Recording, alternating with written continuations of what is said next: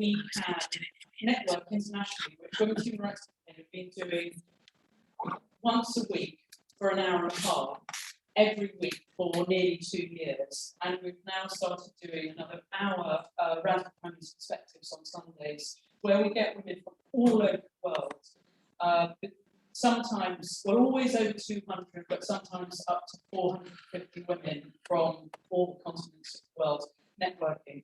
And as you can see from this, on the screen, we have chat, which is a really fantastic interactive feature where it means that the women from all over the world can just chat amongst themselves and network, and all sorts of really creative opportunities have come out of that, like people have made friends or got involved in activism or been able to help each other or agree to meet later in the breakout rooms, which is just completely amazing. So we've been able to sort of network in a new way that we've never been able to do without the institutional gatekeepers of big women's organisations who wouldn't let us do this. We'd all be kicked out. So it's a really fantastic moment that we've been able to do this. Now, today we have a panel from all over the world. We have Eugenia Rodrigues, who is up here on the left, and then we have Amparo, Domingo, who is here in person on our panel, which is just brilliant, from Spain. We have Stefanie Bode, who was going to be here but couldn't come because of the COVID restrictions. She's from Germany. She's going to be talking about the latest moves to try to regulate surrogacy, in most cases altruistic surrogacy, so-called altruistic surrogacy on a global level. Then we have Dansky from the United States. She's going to talk about the abolition of sex throughout the US through law. Then from Australia, Kerr from the Feminist Legal Clinic. She's going to be talking about the United Nations bodies being extensively manipulated by moneyed interests. And then Rochelle Dean, who's here, from the Bahamas, effective protection of women's rights.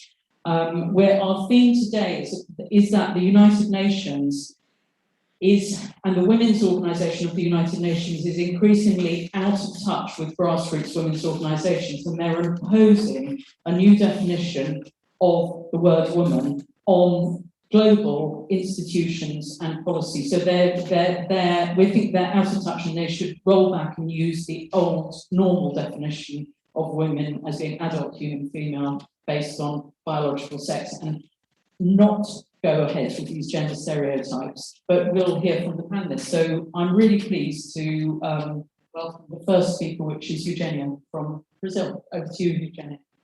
I'm the spokesperson of No Corpo Certo, which means in the right body, a Brazilian campaign against the idea of transing kids. Plus the whole declaration of human rights urges everyone to pay attention in the medicalization of gender non-conforming kids. It's on the 9th article of our declaration. Thus, months ago, both No Corpo Certo, In the Right Body, and WHRC Brazil wrote to the UN denouncing the violation of rights of women and girls. No Corpo Certo, In the Right Body wrote its own letter, and WHRC Brazil sent a translation in Portuguese of a letter wrote for other dear members of other WHRC Brazils around the world. Neither of us in the Right Body, No Corpo Certo, and WHRC Brazil until now got any kind of answer from UN. Some of the addresses just confirmed they received our letter, and that's all. So how do we fight against an ideology that convinced so many people to deny the reality in front of their eyes? An ideology backed by billions of dollars that come from pharmaceutical companies and power industry and pimp lobbying, that at least in the West, including my country, it's supported or at least tolerated by media conglomerates and academics and celebrities and social movements. that convinces girls and young women that puberty blockers and shots of testosterone and a double mastectomy at 18 is a treatment. An ideology supported by some of our beloved friends and relatives, and also by organizations that we used to trust, like WHO and UN. I do not have all the answers, and probably the following tips will not serve everyone everywhere. But they have been useful for me, for other Brazilian women that are fighting this battle, and I know many other women around the world. So first tip is tell the truth. If you're able to call a man at home or among your friends or to trustworthy co-workers, do it. We are all men and women, and that's all. So avoid using their language, like trans women or trans men or non-binary or agender. I was talking about this issue on the last webinar, our WHRC campaign. And it's going to end sometimes. Maybe we will not hear anymore, but it's going to end sometime. But it will end quickly if we say the truth with the proper words, okay? And it's gonna to end sometimes because all mass hysteria ended, all the unethical experiments that doctors did on vulnerable patients ended, and all the horrible things that mankind did to ourselves once ended. The second tip is focus. There are plenty of fair battles and causes in the world, but all of them are already being fought for men. So please dedicate your time to questions that impact exclusively or mostly women and girls, like gender identity politics and prostitution, porn, pedophilia, genital mutilation, femicide, lesbophobia, male violence against us. Third tip is study. Sheila Jeffries, Janice Raymond, Julie Binet, Andrea Dworkin, Kathleen Stark, plus many women that bent to transgenderism in this century wrote great books in the past. Studying improve our arguments. It's great stating that men are not women and that prostitution is not work, but even better when you know how these nonsenses were forged. The tip 4 is become a member of an international organization as WHRC. Being in touch with women around the world is incredibly powerful and useful. I would not hear about this UN calling for complaints about violence against women and girls if it wasn't by these women from abroad. Plenty of these infos do not circulate in public precisely to avoid the criticism of the average woman. And it's even better if you also join a local grassroots feminist organization or create your own, even if it's only you by now. If you build, they will come. The tip 5 is accept that your organization will probably have little or no money, coverage, or support. At least remember that the more you convince people, the more members you will have, and the faster we will achieve our goals. And at some point, the media and politicians and even UN will have to listen to us. After years of battle, we watched the mainstream media show names like Kerr, Dansky, and Beth Stelter, and Kira Bell, and Posey Parkin, and even myself. Yes, I was quoted twice in a Brazilian newspaper criticizing gender medicine. And the last tip is keep going. No matter what they say, we do not have money to pay expensive lawyers that put gender identity on laws, to do lobby trips, to convince politicians to convince activists, to convince academics, but we have the truth in our side, and at some point, even the powerful UN will, yes, indeed, will listen to us. We know what we are. We know that no one should buy and be bought. We know that chopping healthy parts of human beings is wrong. We know it. We know we are on the right side of history. Although we are under attack, although we will get angry and sad many times, it's better to be angry and doing something than being angry and silent. Our daughters, the daughters of our friends, our nieces, students, younger friends, all the women and girls in the world will inherit a better place because of us. Thank you very much. Muito obrigada. So we're going to try to hear from Amparo Domingo. She's the Women's Human Rights Campaign country contact in Spain, and she's going to talk to us about the SOGI report. So that's sexual orientation and gender identities. So at the UN, they're trying to prioritize the discrimination against people based on sexual orientation and gender identity and make that take over from discrimination against sex. So Amparo is going to talk to us about that. So I'm going to talk to you about the latest report by the United Nations independent expert on sexual orientation and gender identity, a position that was created by the UN Human Rights Council, and it's supported by the Office of the High Commissioner of Human Rights. This is the webpage of the Office of the High Commissioner of Human Rights at the UN, and they have this section for the independent expert. As you see, it's about protection against violence and discrimination based on sexual orientation and gender identity.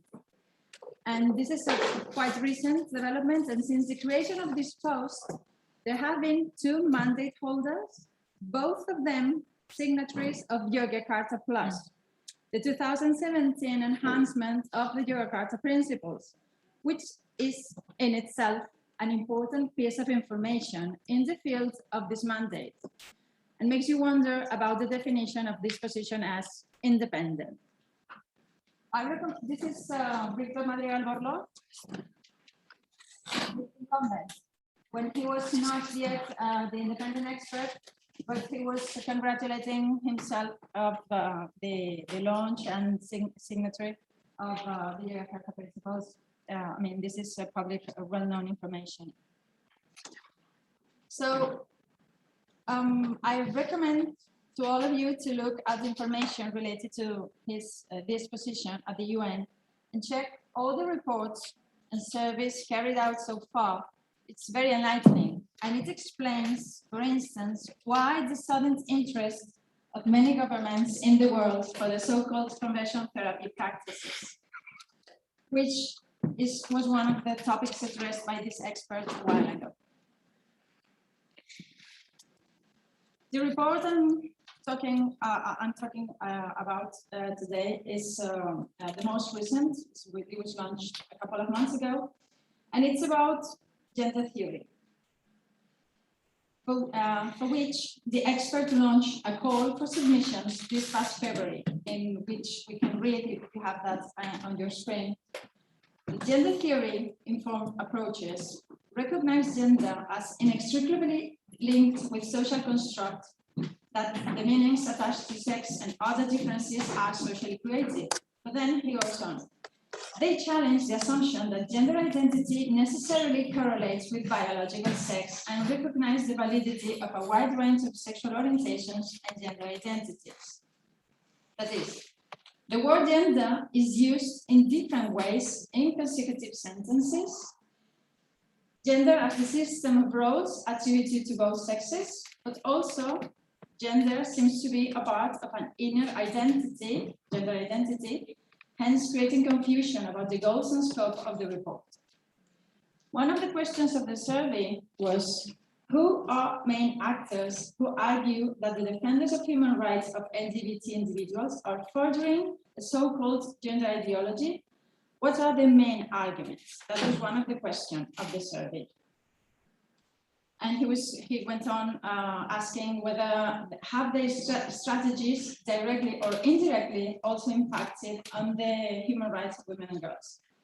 This is very relevant since later in the report, feminist voices promoting sex-based rights are depicted in the report as antagonistic and hateful as the very conservative or religious frameworks.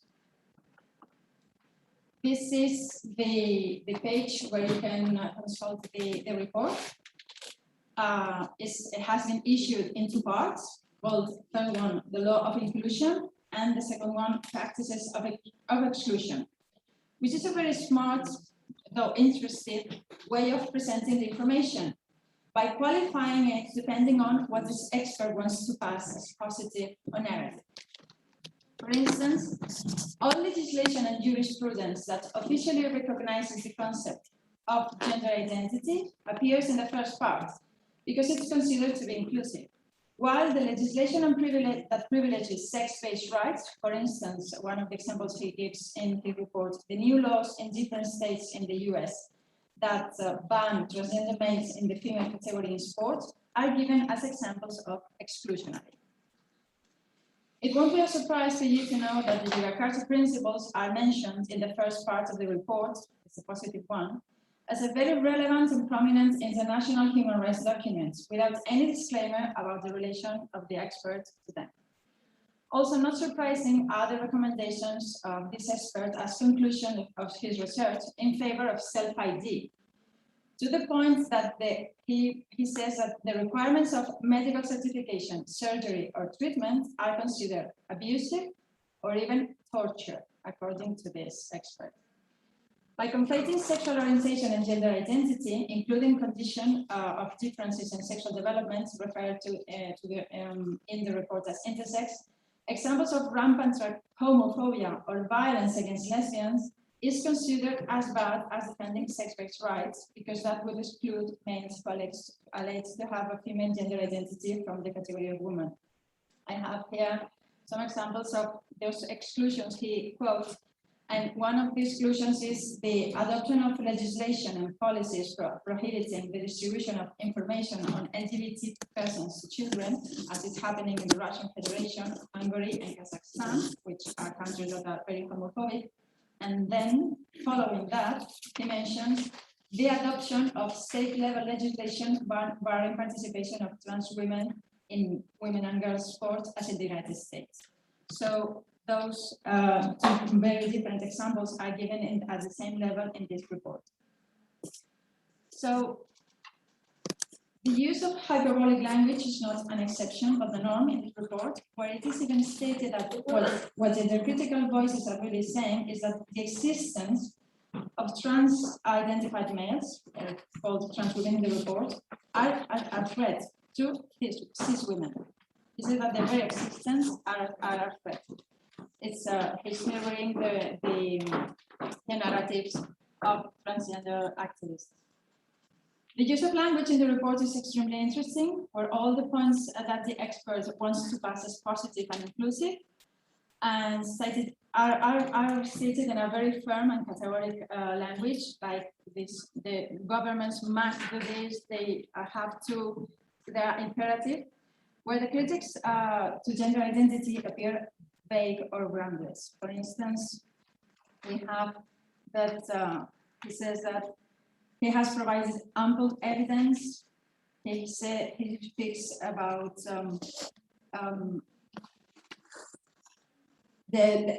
when he was to pass something as negative, he says they face cruel, inhuman, degrading treatment.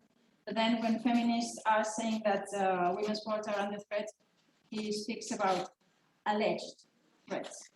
So it's a very different nuance and a very different way of depicting the information. There's a part of the report about alleged impact on children and women's rights, on alleged impact on children's rights, and then alleged impact on women's and girls' sport. In those sections, feminist objections to gender identity appear, including Sheila Jeffries. She makes it into in a form of a footnote when she was it's at the part of the gender ideology forces lesbian women to enter into relationships with trans women. That's his wording, or else be labeled transphobic. So because he's talking about LGBT rights and he cannot go against lesbians openly here, the way he words this, instead of being very categorical as other examples, is that the mandate holder sees no reason why this framework would not be adequate for the relationship. She's talking about consent. So it's a very, very different way of presenting his already conclusions before starting the survey to the submissions received by feminists. I'm about to finish. I want you to see something very interesting, because the expert seals in presenting gender identities as a very positive development in our society take him to state that the categories of male and female are a consequence of colonialism. I wanted you to see that, because you might not believe me if I tell you. So this is at the page 12 of the second report, Practices of Exclusion.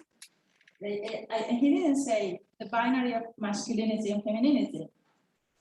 Male, female binary. That is a consequence of colonialism. This is something he points in the executive report of the briefing of this report. It says that gender is a supra-biological phenomenon. So it's no longer a society construct. It's not a social construct. It's a phenomenon. Phenomena happen in the natural world, but this is supra-biological phenomenon, and this is a UN document. So that's supra-biological phenomenon at the same time that he states like that without any consideration that some of the submissions were excluded.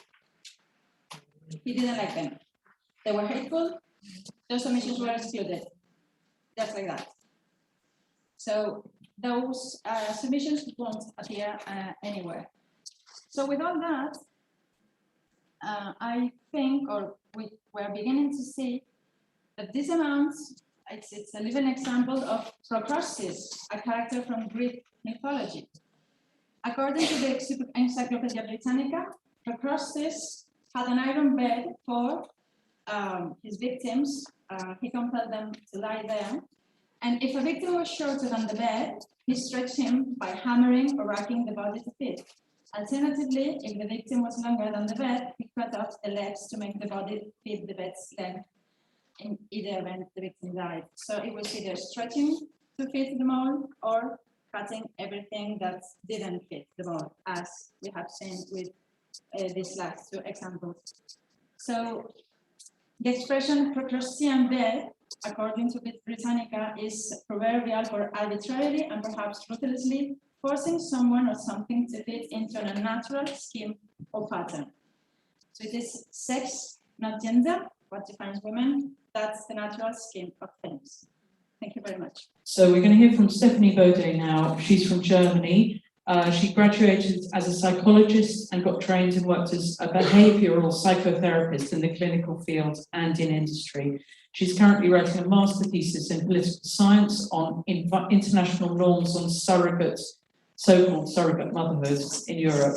She's actively fighting for the abolition of prostitution before she joined WHRC as the German country contact in 2020, and is going to talk to us today about the latest moves to try to regulate surrogacy, in most cases so-called altruistic surrogacy on a global level. So thank you so much, Stefanie, and over to you. So I'm going to talk about the rising problem of surrogacy, and also about how the UN is on its way to becoming a collaborator for this crime against women and children. And this is all being done done under the guise of the protection of children. Please imagine quotation marks every time I'm saying surrogacy. So as feminists, we reject the idea that women can lease their bodies for a pregnancy and that women can consent to the trafficking of their babies, no matter if this practice has the label of altruistic or commercial surrogacy. It's always harmful.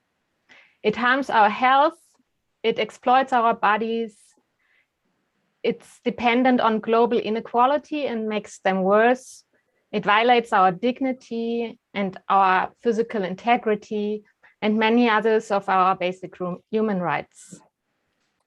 It is a form of slavery of women and children, and obviously it's a form of violence against women and children. It makes babies into commodities.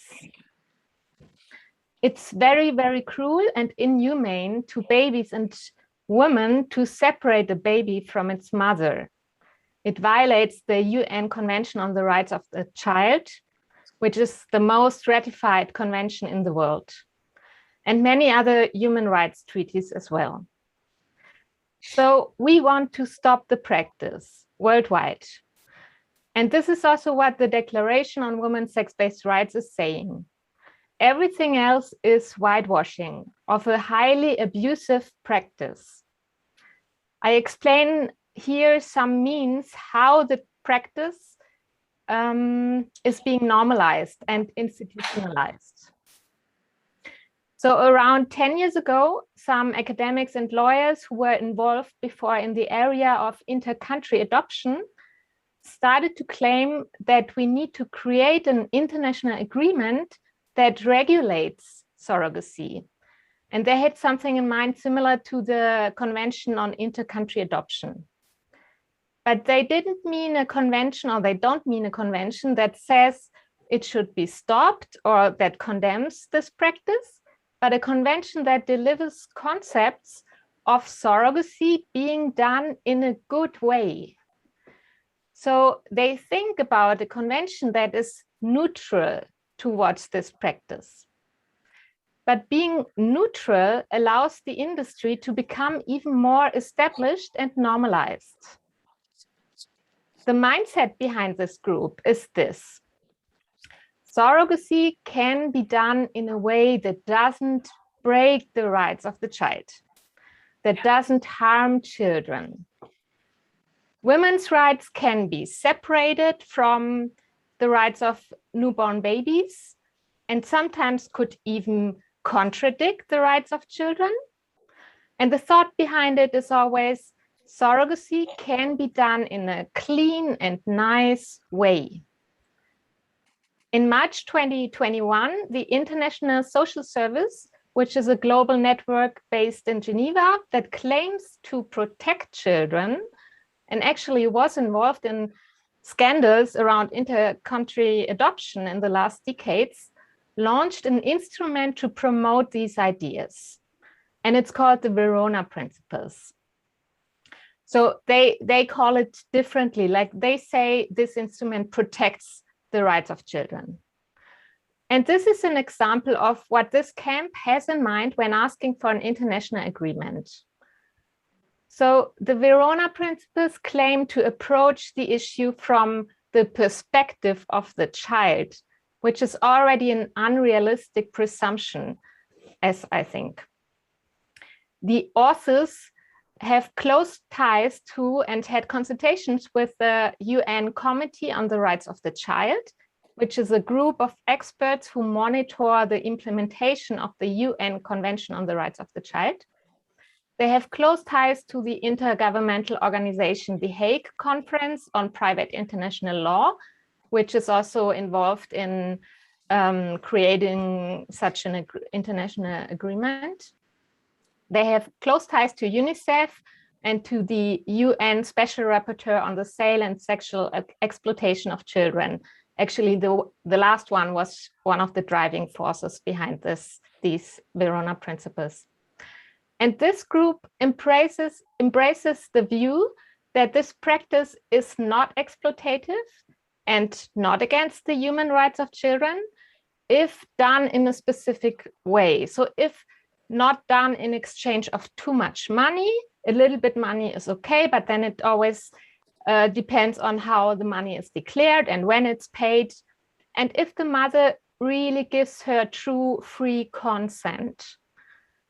So it involves safeguarding procedures, for example, like making criminal background checks of the women who are being exploited and of the couples who want to buy babies, making psychological assessments of these two parties, and ongoing psychological counseling of these two parties. And the assessment is related to checking if the woman is resilient enough to survive the abuse.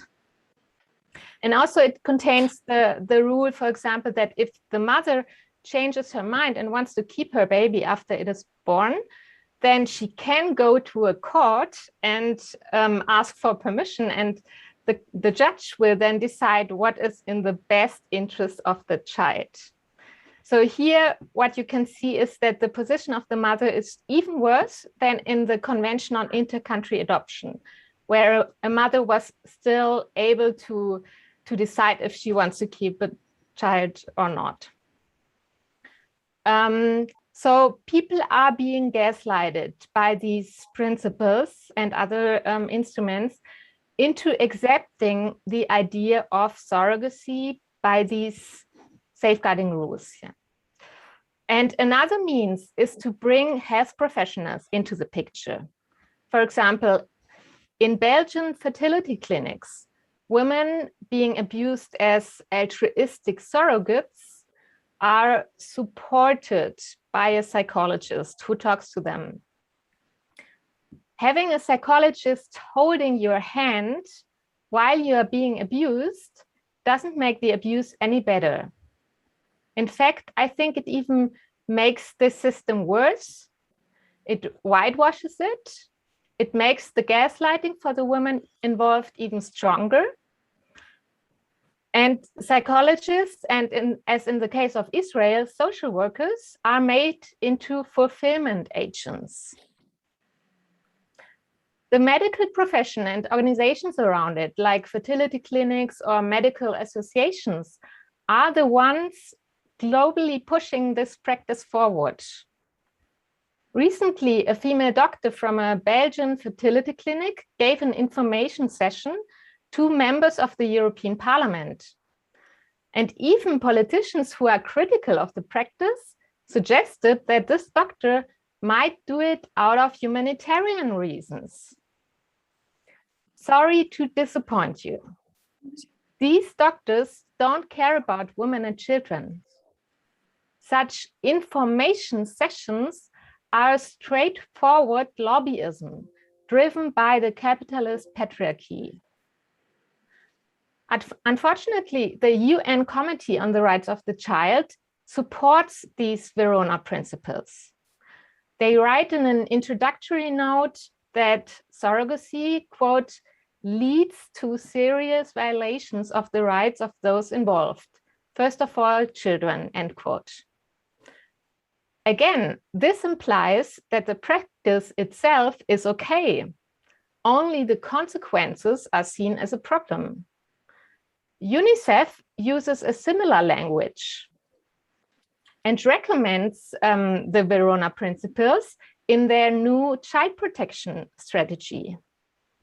UN Women is mainly silent towards this practice, which is a scandal.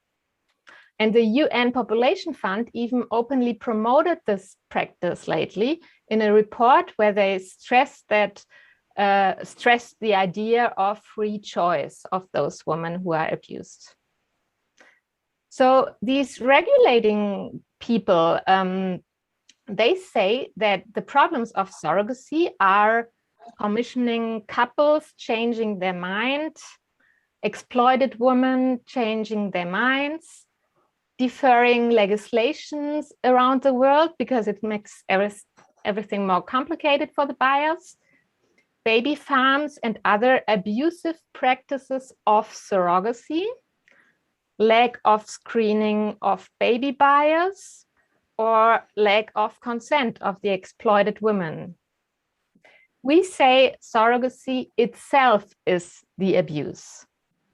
And you can solve all the other problems when you ban it worldwide. States must send babies back to their first mother.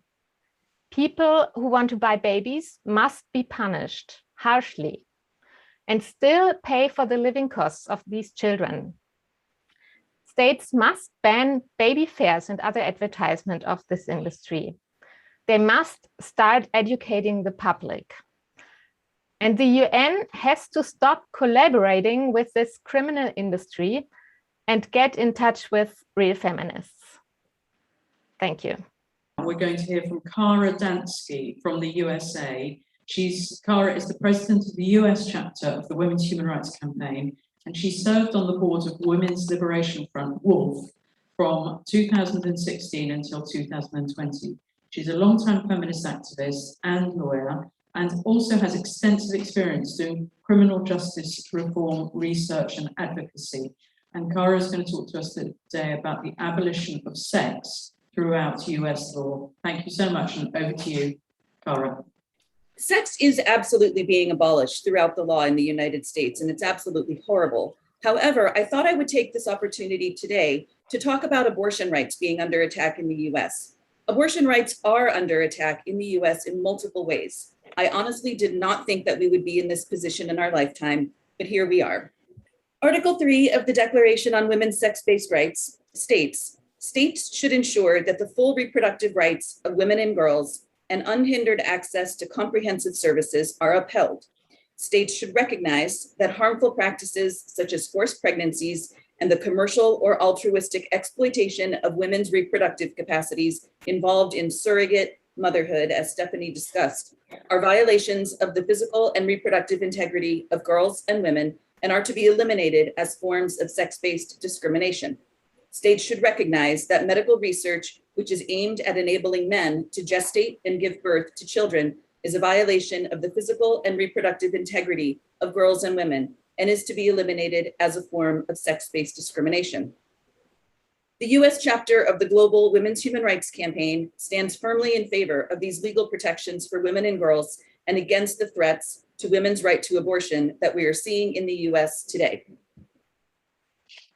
The case that would eventually come to be known as Roe versus Wade began in Austin, Texas in the late 1960s after a young law student named Sarah Weddington, pictured here, had an illegal abortion in Mexico in 1967. Weddington had started law school at the University of Texas in 1965, one of 5 women among 120 men in her class. She was 20 years old at the time. She would later date a man named Ron Weddington, and celibate until the two began discussing the possibility of marriage, began having sex with him, and eventually became pregnant. Abortion was illegal in Texas at the time, and she was not prepared to have children. So they went to Mexico for an illegal abortion. She was one of the lucky ones in that her abortion was safe and healthy, and she survived. This is all publicly documented in Weddington's 1992 book, A Question of Choice. Weddington filed Roe v. Wade in the US District Court for the Northern District of Texas on March 3rd, 1970, when she was just 25 years old. She would go on to argue it before the US Supreme Court in 1972 at the age of 27, and in 1973, the Supreme Court ruled that states could not constitutionally ban abortion outright. States could place limitations on its availability under certain circumstances, but the ruling was clear. For the most part, US women have the right to make our own decisions about our reproductive lives. Today, all of that is under threat.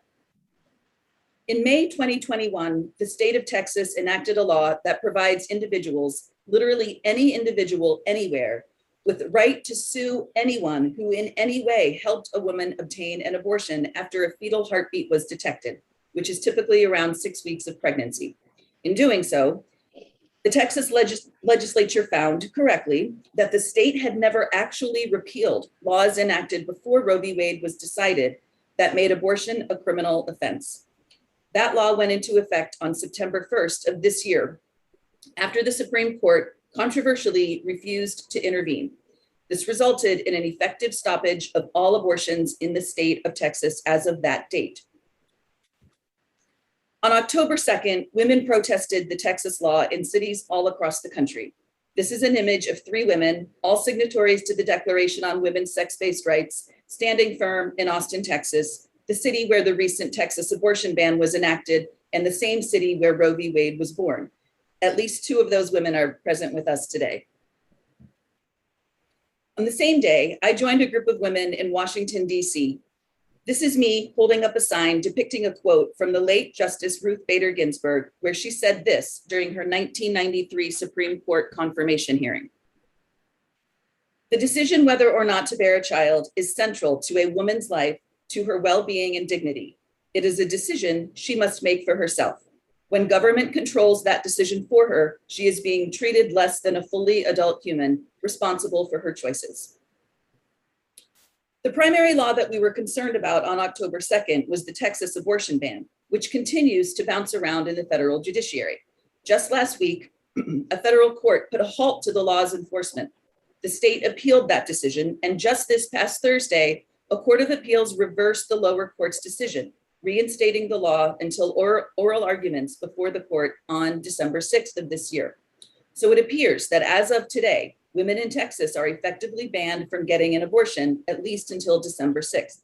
But it is also important to note that the oral arguments in this case will be presented to the very same panel that allowed the law to go forth this past Thursday. I am not hopeful. The situation is similarly bleak in several other US states. For example, in Mississippi, there is exactly 1 abortion clinic. It is located in Jackson, the state capital. This clinic is the subject of litigation that has made its way through the US federal judiciary and is currently before the Supreme Court. This case has the potential to completely overturn Roe v. Wade. In addition to Texas and Mississippi, 12 other US states have enacted laws that effectively ban abortion: Alabama, Arkansas, Georgia, Kentucky, Louisiana, Mississippi, Montana, Ohio, Oklahoma, South Carolina, Tennessee, and Utah. Because the Mississippi case is the one that most actively threatens Roe v. Wade at the Supreme Court level, I want to briefly focus on it here.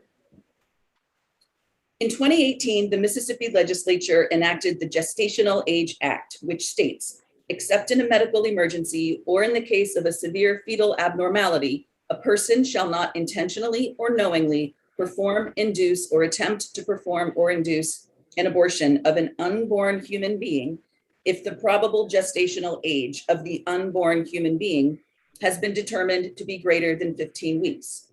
That law became effective the minute the governor signed it, but the Jackson Women's Health Organization, the only abortion clinic in the state, filed suit immediately, and a federal court issued an order staying the law.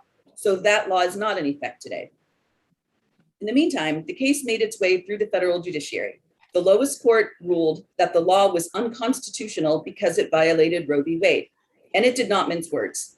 In its ruling, the court accused the state of being proud to challenge Roe and compared the law to, quote, the old Mississippi, the Mississippi bent on controlling women and minorities, the Mississippi that just a few decades ago barred women from serving on juries so they may continue their service as mothers, wives, and homemakers. The Mississippi that sterilized 6 out of 10 Black women in Sunflower County at the local hospital against their will. And the Mississippi that in the early 1980s was the last state to ratify the 19th Amendment, unquote. I did some research and I learned that in fact, Mississippi did not ratify the 19th Amendment, which prohibits voting restrictions on the basis of sex in the US until 1984. In any event, the state appealed the ruling, but the ruling was upheld on the basis that the Mississippi abortion ban violates Roe v. Wade. The state then asked the Supreme Court to review the matter. Now, the US Supreme Court has complete discretion to determine which cases it takes. It has established some overarching principles that it uses to determine which cases are appropriate, but it is not legally required to follow them. It can take any case it wants to, and it is not required to provide any reasoning to justify its decisions. Had the Supreme Court not taken up this case, Roe versus Wade would not meaningfully be in question. However, the court announced in May of this year that it would be taking up the case. A pessimistic, but also, I think, realistic view of the situation is that the court took up this case specifically in order to overturn Roe v. Wade. Oral arguments are scheduled for December 1st of this year, and a decision is expected in the spring. This has served as a warning to feminists all over the country. We are excruciatingly aware of the threat that this poses to women all over the country, and we are fighting back. It is important to note that if the Supreme Court ultimately overturns Roe v. Wade, that will not mean that abortion will automatically be outlawed throughout the US. What it will mean is that it will be up to states to decide whether women ought to be permitted to make our own decisions about our bodies and our reproductive lives. In conclusion, on October 6, 2018, the US Senate voted to confirm Brett Kavanaugh as a Supreme Court justice. On October 26, 2020, the US Senate voted to confirm Amy Coney Barrett for the same position. Both were Trump appointees. I have little faith that the current Supreme Court will rule in a manner that protects women's bodies and lives. But the US chapter of the Women's Human Rights Campaign will not stop fighting. Thank you so much for having me here today. So we're now going to go to Australia to hear from Anna Kerr. Anna Kerr is the Australian country contact for Women's Human Rights Campaign, founder and principal solicitor of Feminist Legal Clinic, Inc., which is a community legal organisation based in Sydney. It works to advance the human rights of women and girls, and with a focus on domestic violence and discrimination laws. Anna's going to talk to us about well, the title of her talk is UN bodies are being extensively manipulated by moneyed interests. Thank you so much for being here, Anna, and over to you. Our legal service in Sydney is focused on human rights of women and girls, including domestic violence and discrimination cases. I just want to talk now a little bit about what I've learned about the United Nations. So historically, the Universal Declaration of Human Rights was originally drafted to open with the words, "All men are brothers," and referred throughout to the rights of man.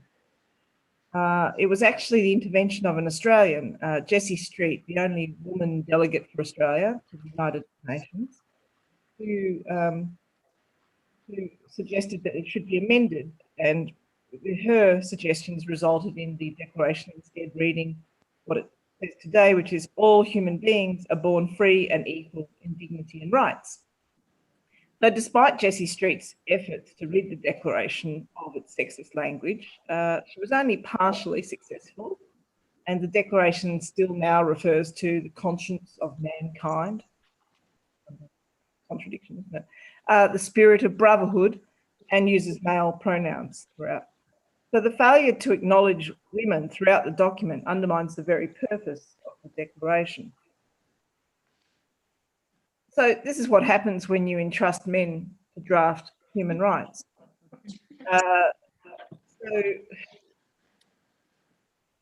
Of course, there was the notable exception of Eleanor Roosevelt, but the rest of the members of the commission that were tasked with framing the International Bill of Rights, Bill of Human Rights, which consisted of the Declaration as well as the main conventions, the rest of them were all male. So I think this photo of the commission is reminiscent of this meme, which perhaps many of you have seen before, of the dogs sitting around a table working on drafting the cat health laws. I think we all know that there's good reasons why dogs shouldn't be entrusted with this responsibility. And I say that without casting aspersions on the character of any individual dog. I know that many dogs are able to control their primeval urges to chase and even eat cats. I acknowledge that not all dogs chase cats, and indeed that some dogs receive rather rough treatment from cats, including my own. Nevertheless, the fact remains that dogs pose a threat to the domestic cat, and cats, mean as they may be, do not pose an equivalent threat to dogs. Now, I think we all know that this kind of disclaimer shouldn't really be necessary, but I hope the analogy is clear. So as a result of men drafting human rights, there's a few things that they've overlooked. And I think Jessie Street attempted to establish a right for women to be free from male violence, but she was unsuccessful in having that included. And she also argued for greater recognition of the rights of motherhood. And this was also largely unsuccessful. There was a rather paternalistic compromise with the drafting of Article 25 of the Declaration of Human Rights, which groups mothers with children as needing special care and assistance. Now, this is a far cry from recognising the critical attachment between mothers and their children and the right of mothers and children not to be separated. Instead, international human rights law enshrines the family as the fundamental unit of society, despite the fact that they can't really define what the family actually is. Article 25 and other pro-family provisions were primarily the outcome of religious influence, intervention by the church, rather than lobbying by feminists. Unfortunately, deficiencies that Jessie Street was unable to have corrected in 1948 continue to impede the advancement of women's human rights today. The United Nations Convention on the Elimination of All Forms of Discrimination, which we know as CEDAW, which was introduced in 1981, also fails to incorporate a right for women to be free from male violence. And it also provides inadequate recognition of maternal rights generally.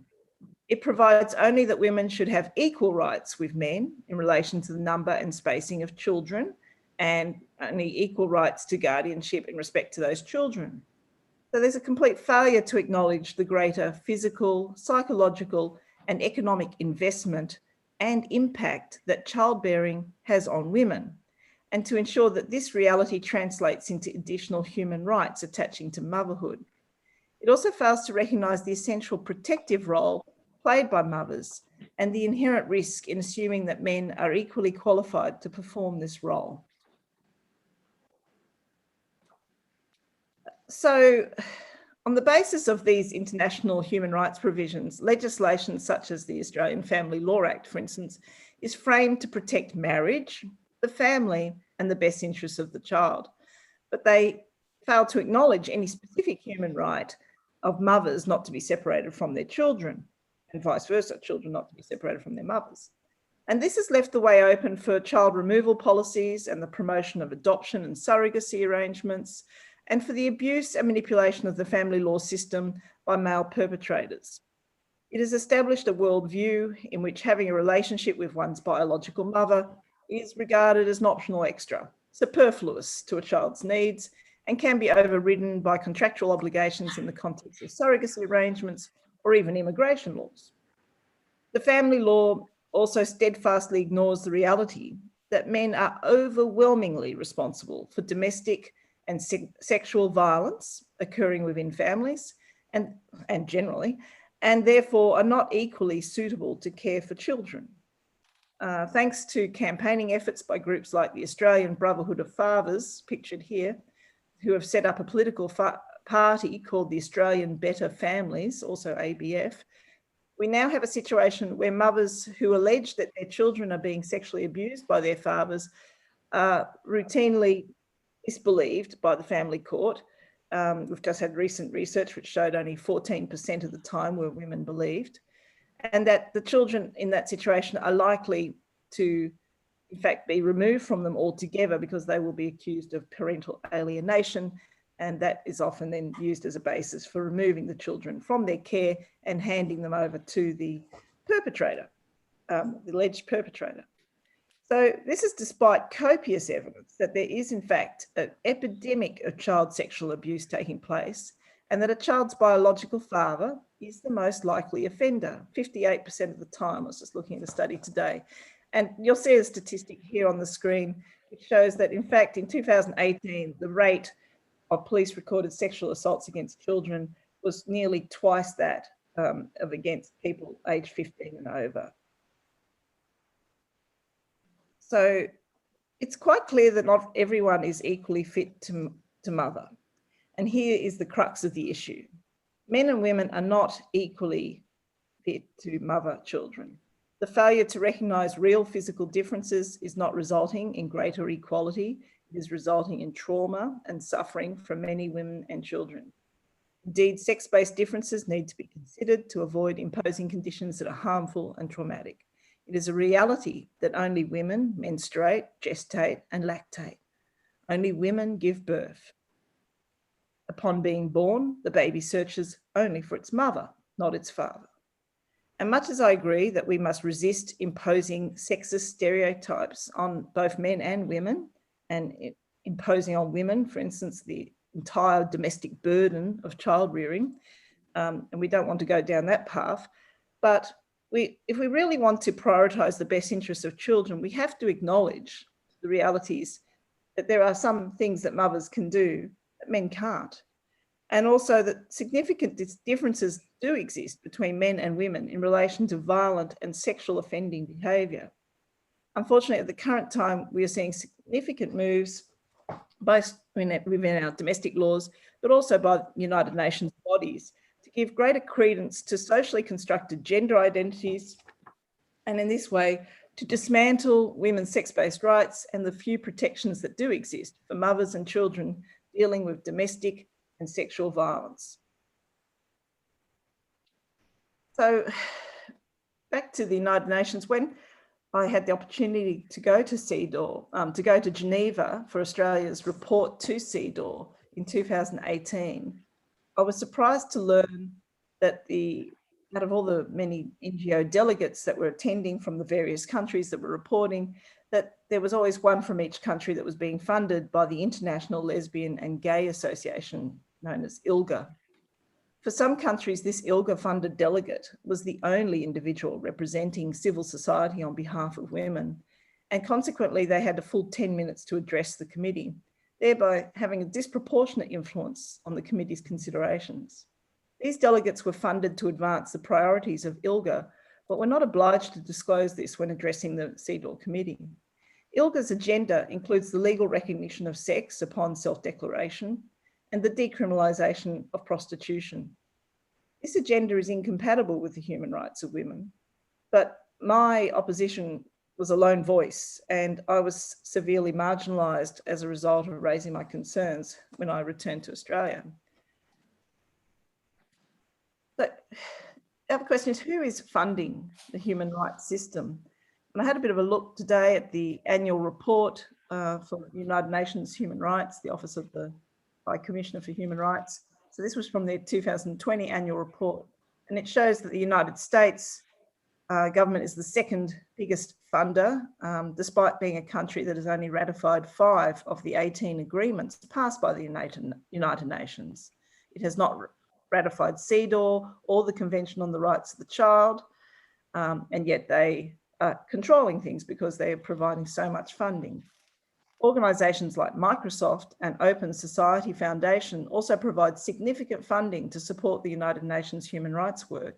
And in this way, the United States and its billionaires have significant influence over the shape of international human rights law.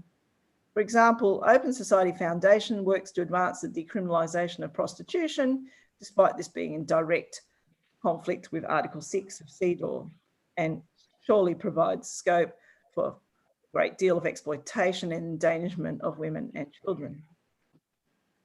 I'm going to have to get you to stop within 1 minute, just because of the time constraints. Yeah, sure. So look, I think the thing is, with women controlling only an estimated 1% of global wealth, there's a very real risk that our human rights agenda will continue to be dictated by men.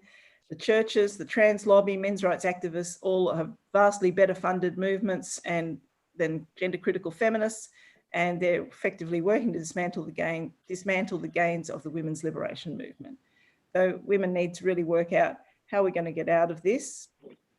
And I think a way forward is that women are going to need to be a little bit fierce if we want to protect ourselves and our children. We really do need separate spaces. We need those safe spaces, whether it's bathrooms or hospital wards or prisons. We really do need domestic violence refuges, safe rooms in courthouses, women's health services, political quotas, scholarships. We also need to prevent stalking, harassment, male violence. We need effective law enforcement and all of these things that stop this kind of violent offending from taking place. Unfortunately, all of this is being undermined if we allow males to say they are women to gain access to women's safe spaces, services and opportunities. We need to stop encouraging men by telling them they are stunning and brave when they push the boundaries. We must stop letting them feed on pornography, but instead shame them for hurting and exploiting the vulnerable, and when necessary, impose effective criminal sanctions. We're going to now go, we've only got 10 minutes left, so I'm going to go quickly with this introduction for Rochelle. Rochelle Dean is from the Bahamas. She's going to talk to us about effective protection of women's rights. Rochelle is an SME certified project consultant, management professional and sustainability subject matter and civil society expert. She has over 5 years' experience in global advocacy and international development.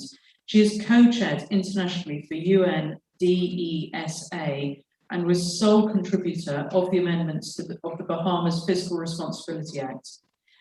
She's also the country contact, where she serves as regional program manager for the Americas of Ananke magazine and is the country contact for Women's Human Rights Campaign Bahamas. Thank you so much, Rochelle, and over to you. Effective protection of women's rights encompasses utilization of a myriad of conventions that set the standard for policies that regional bodies and organizations apply to meeting critical areas of concern and priority for women. The 1995 Beijing Declaration and Platform for Action sets out these 12 critical areas, including women in poverty, education and training of women, women in health, violence against women, women and armed conflict, women and the economy, and women in power and decision-making, institutional mechanisms for advancement of women, human rights of women, women and the media, women and the environment, and the girl child. These issues highlighted over 20 years ago still present major challenges to the lives of women, particularly those in Africa, hindering peacekeeping, peace building, and post-conflict reconstruction efforts.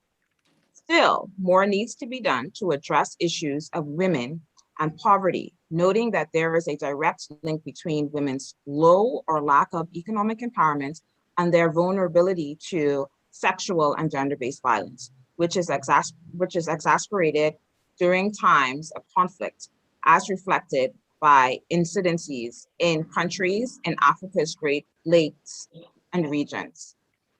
And so as it relates to the Beijing Declaration, I find specifically that this specific declaration, along with CEDAW, I'm going to talk about CEDAW for a bit, serves as two separate but unified policy documents that work hand in hand to accomplish its outlined goals for women and girls.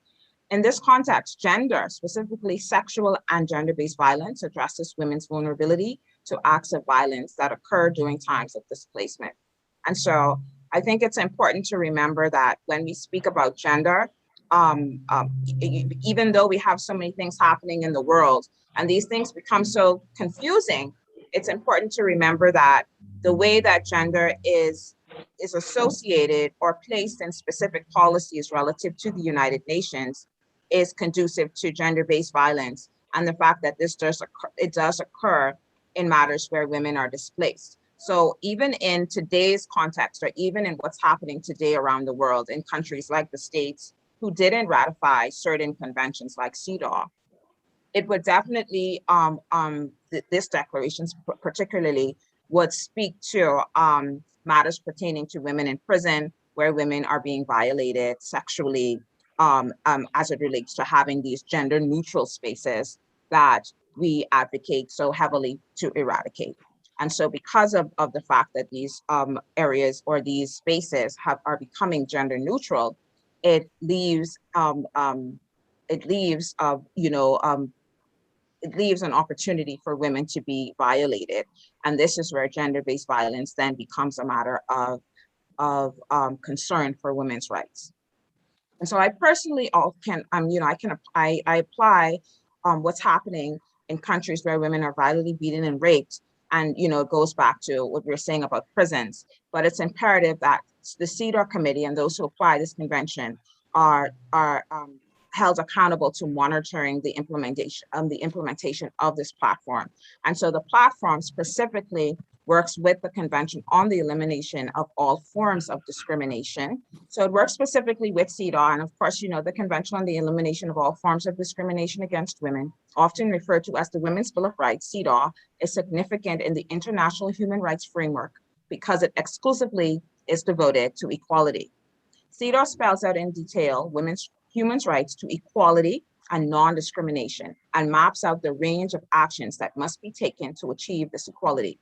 It is one of the core international human rights treaties of the United Nations, and it requires state parties to undertake legal obligations to respect, protect, and fulfill women's human rights.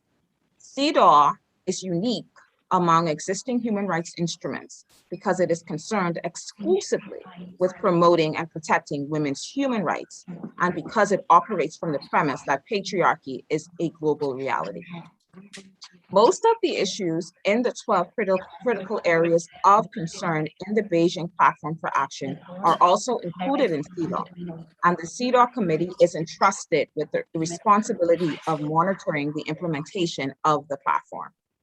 A government or party that has ratified CEDAW without reservation has also signed onto the Beijing Platform for Action and is doubly committed, first at the policy level and second according to international law.